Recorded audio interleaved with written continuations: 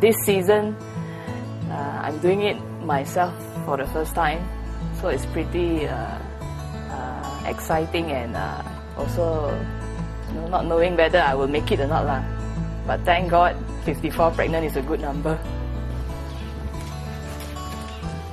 Hi, my name is Doreen. I'm the horse vet for this farm. Welcome to National Stud Farm. Yeah, I've been working here for 3.5 years, and this is something I would love to do since my student days. Ouch, stop biting. Horses has been my passion when I was a student in UPN. It was only in the 4th year that I sort of got interested into horses, and I did my final year project in horses. Well, I never knew that I would get a job here, and this is something very new to me because horse breeding in Malaysia is not something very well known, and after all, this is the only breeding farm in Malaysia. And 3 years working here, it's more than just being a horse vet, but you actually specialize into an area which nobody else does in Malaysia. See, the mare and foal is always together. The foal recognizes the mare, the mother. Their smell lasts for about 6 months, from September to December, and it's not a very nice job because it's very dirty, but it's fun when you see horses get pregnant and see the embryo and see the heartbeat, and there's a baby going to be born soon. Okay, the name of the mare is Geram Rose. 48 days pregnant. What I'm going to do is I'm going to go into the rectum full of feces. I'm going to remove all the fecal materials before I can put my scanner in. So this is just a lubricant so that it's easier to get in. Right, once the feces is cleared, you actually can feel the reproductive organs, the ovary, the uterus, and since it's already 48 days pregnant, you could feel a lump on the uterus. Okay, so now I'm going to put the probe in. This is a rectal probe. Okay, what you see on the screen, this is the fetus. Alright, the amnion, the umbilical cord. If you look carefully, you can see the heartbeat goes like that. Okay, so this is what I'm going to print out.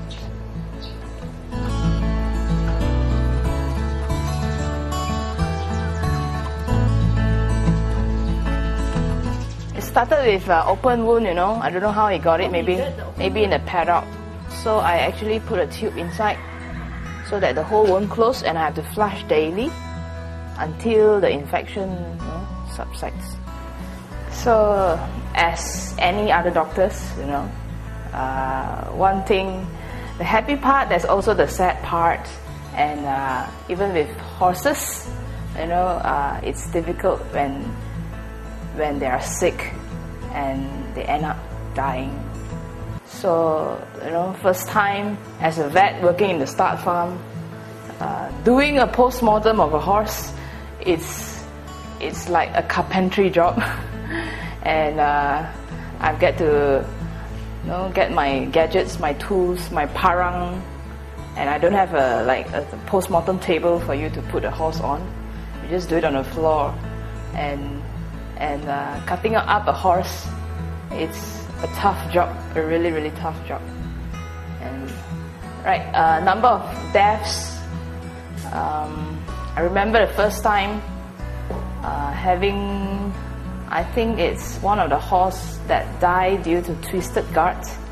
After many, many hours of treating it, and given all the medicine we could give, everything that we could give, but yet it didn't survive.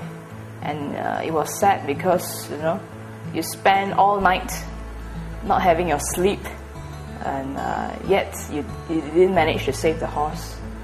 So what I do is when a horse dies, we'll bring it to the burial ground. Okay, there will be a hole there waiting for it to be buried, and before we bury it, it's my responsibility to do a post-mortem. Okay, this is very important because I have to write a report. What is the cause of death? And I have to be answerable to what happened to the horse, especially if it's a client's horse. Then all the more I will be asked, right, as a vet. So my job is to identify what is happening inside that caused the death of the animal. Okay, you want to look at the parang. So you see, written there, post-mortem tools. Right, inside I have my parang. You know, I've got to sharpen my parang first so that it's easy to cut. And saws in case where we have to saw a bone, right? And plastics to get specimens, right, to send for the lab. Scissors and any swabs, right? And even a chisel, bone chisel. What they do is usually we will dig a hole here, right, as big as maybe 2 meters by 2 meters and 6 foot under.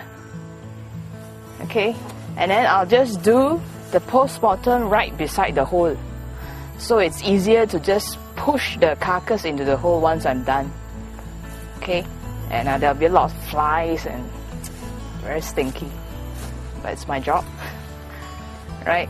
Yeah, something like CSI, investigate the cause of death, but it's not so detailed as them, right? Just a general autopsy, and usually it's quite obvious if you suspect, let's say, a twisted gut, and at the back of your mind, even before you open, you expect to see what is it before you open.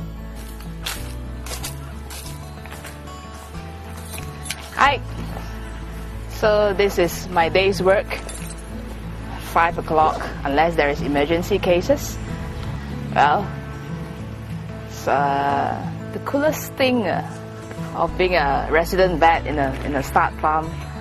I felt it's still, again, it's foaling and breeding, because it's where you see from the beginning of a horse until they reach adulthood. So the process of it, and it gives me that satisfaction.